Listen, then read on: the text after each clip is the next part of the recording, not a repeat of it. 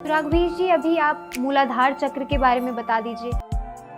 चित्र में आप मूलाधार चक्र का शरीर में स्थान देख रहे हैं। मूलाधार की ऊर्जा जो होती है, भय, काम वासना, उत्तेजना, हठ, आक्रामकता को नियंत्रित करती है।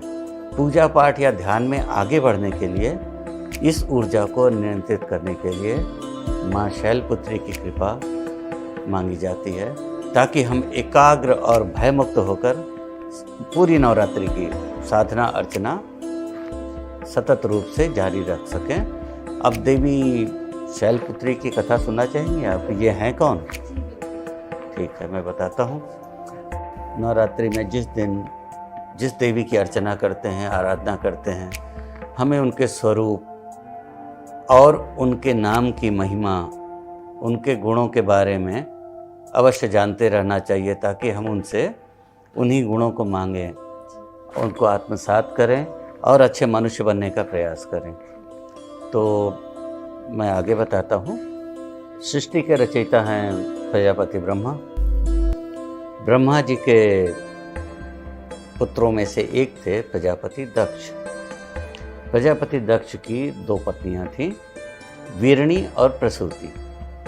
प्रसूति के पिता थे स्वयंभू मनु। स्वयंभू मनु, अब थोड़ा मैं मनु के बारे में बता देता हूँ। ब्रह्मा जी ने इस सृष्टि का जो पूरा अवधि है उसको 14 खंडों में बांटा, और हर खंड के लिए एक मनु होना है। वो मनु और कोई नहीं, ब्रह्मा जी का ही मानस पुत्र होता है। तो जो पहले मनु थे वो थे स्वयंभू मनु, उन्हीं की पुत्री थी प्रसूति। प्रसूति से दक्ष जी को 24 कन्याएं हुई और वीरणी से 60। तो प्रसूति की 24 कन्याओं में ही एक थी सती। सती जो थी वो स्वयं आदि पराशक्ति माता जगदम्बिका का रूप थी, क्योंकि संसार को चलाने के लिए शिव तो परम पुरुष हैं, उनके साथ सब कुछ चल भी नहीं सकता। तो परम प्रकृति माँ जगदम्बा को ही आना पड़ा और उन्होंने सती रूप में दक्ष के यहाँ जन्म लिया। और जब सती युवा हुई तो दक्ष ने उनका स्वयंवर आयोजित किया। सती जो थी, उनको बचपन से ही भान था कि वो हैं कौन और उनको मिलना किससे है। और उनकी जो ये इच्छा थी, उनका जो वेग था विचार का, वो संप्रेषित हो रहा था शिव जी तक। जब शिव जी को पता चला कि सती का स्वयंवर है, तो वो अपने गणों की बारात लेकर, नंदी भृंगी ढेर सारे गण सबको लेकर चल पड़े दक्ष द्वारा आयोजित स्वयंवर के लिए। शिव का जटाजूट धारी, विभूति से मंडित, गले में वास की नाग धारण किया स्वरूप देखकर दक्ष हिल गए। दक्ष नहीं चाह रहे थे कि उनकी कन्या एक ऐसे व्यक्ति की पत्नी बने जो शमशानवासी हो, दुर्गम पर्वतों में रहता हो। उनको लगता था कि हमारी सुकुमारी कन्या कैसे इनके साथ रह पाएगी। लेकिन सती थी, उनको पता था कि वो कौन है, उनको कहाँ जाना है, किससे मिलना है। वो सती पूरी उत्साहित होकर शिव के साथ, शिव का वर्ण करके कैलाश की ओर चल पड़ी। अब सती की न महादेव पसंद आए दक्ष को, न सती की आतुरता। उन्होंने मन में ठान लिया कि अब मैं शिव और सती दोनों का त्याग कर दूंगा। कालांतर में दक्ष ने एक बड़े यज्ञ का आयोजन किया, जिसमें सभी देवगण, ऋषि, मुनि आमंत्रित थे, किंतु शिव को निमंत्रण नहीं भेजा। यज्ञ की भव्यता का वर्णन सुनकर सती से न रहा गया। अपने पिता का वैभव, मान देखने का वो लोभ संवरण न कर सकी। कोई भी लड़की तो चाहती है कि पिता का वैभव देखे।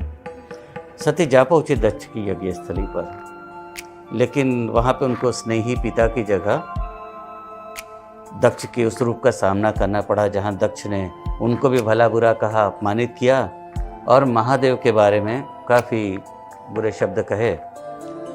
आहत होकर, आवेश में आकर, क्रोधित, दुखी होकर माता सती यज्ञ की अग्नि में ही प्रविष्ट हो गई, कूद पड़ी यज्ञ में, और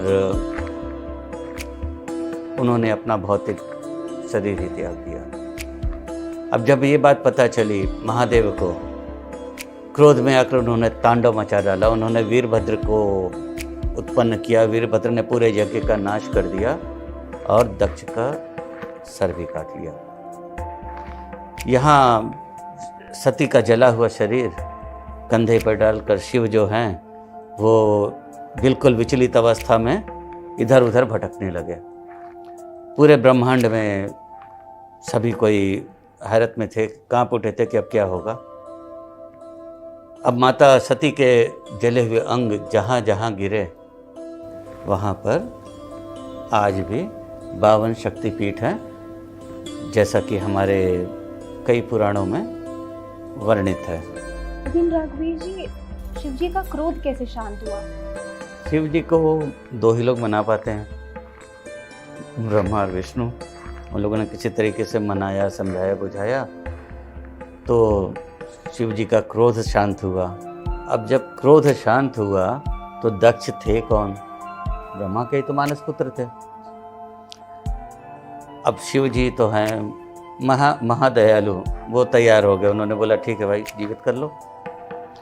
तो ब्रह्मा ने एक भेड़े का सर लाकर दक्ष को लगा दिया और दक्ष पुनर्जीवित हो गए। शिव जी गुस्सा करते हैं लेकिन है तो दयालु ही। लेकिन शैलपुत्री देवी? शैलपुत्री देवी माता आदि पराशक्ति का ही स्वरूप है। माता सती के देह छोड़ने के उपरांत जगदम्बा ने पुनः जन्म लिया पर्वतराज हिमालय एवं उनकी पत्नी मैना के घर में। पर्वतराज की पुत्री होने के कारण उनका नाम शैलपुत्री पड़ा, क्योंकि शैल का अर्थ होता है पर्वत। अच्छा, तो पार्वती देवी का ही नाम शैलपुत्री है। लेकिन वो शिव जी तक कैसे पहुंची? शिव जी तक तो उनको पहुंचना ही था। बालपन से ही पार्वती को शिव के प्रति अनुराग था, क्योंकि वो थी तो आदि पराशक्ति का ही स्वरूप ना। तो उनको अंतः प्रेरणा तो थी कि उनको शिव जी के पास जाना है, शिव को शक्ति से संयुक्त तो होना ही था, ये दैव विधान था। तो माता पार्वती के अंदर बहुत ही उत्कंठा थी फिर के साथ संयुक्त होने की बड़ा होकर, और उनको बहुत ही लगन से वो शिव की ही अर्चना करती थी। फिर जब वो बड़ी हुई तो माता पिता ने उनके विवाह के बारे में सोचना शुरू किया, और पार्वती माता घर से निकल पड़ी दंड कमंडल लेके, तपस्वी रूप धारण करके तपस्या करने के लिए, क्योंकि उन्हें शिव को प्राप्त करना था। उन्होंने कठिन तप किया, अन्न त्यागा, फल फूल त्यागे, बिल्व पत्र खा के जीने लगी। बिल्व पत्र मतलब बेल का पत्ता, और उसके बाद वो भी त्याग दिया, जल पे आई, फिर जल भी उन्होंने छोड़ दिया। उनके तप के तेज से उसका ताप जो था वो इतना ज़्यादा था कि देवताओं को भी लगने लगा कि अब तो शिव को समाधि से उठाना चाहिए। इस बीच क्या था, जो आसुरी शक्तियाँ थीं वो भी देवी को बार बार कोशिश कर रही थी कि उनका तप भंग हो जाए, लेकिन देवी जो थी वो पूरे धैर्य के मनोयोग के साथ तपस्या में लीन थी। आखिरकार क्या हुआ कि महादेव को समाधि से जागना ही पड़ा, और फिर उन्होंने सप्त ऋषियों को भेजा माता की परीक्षा लेने के लिए।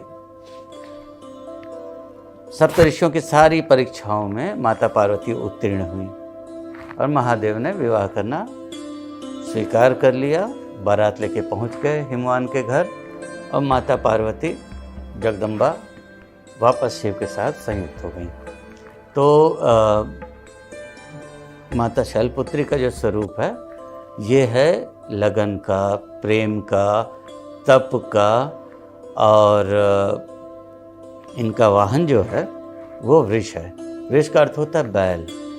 दाहिने हाथ में त्रिशूल एवं बाएं हाथ में माता के कमल का फूल होता है। माता के मस्तक पर बाल चंद्र, छोटे वाले द्वितीया के चांद विराजित रहते हैं। माता को लाल चुनरी, गुड़हल का फूल एवं नारियल चढ़ाया जाता है। सुखी दाम्पत्य चाहने वाली, कामना करने वाली हर महिलाओं को माता की अर्चना अवश्य करनी चाहिए। और शैलपुत्री माता का ही काफ़ी प्राचीन मंदिर है जो है वो काशी में अलईपुर में स्थित है, जहाँ कहा जाता है माता जगदम्बा स्वयं विराजमान हैं। तो आप सब आज माता की शैलपुत्री स्वरूप की अर्चना करें अपनी अपनी श्रद्धा के अनुसार, और उनके गुणों को जीवन में उतारें, आत्मसात करें। माता से मेरी यही कामना है कि उनकी अनुकंपा आप सभी पर बनी रहे। जय जगदम्बा।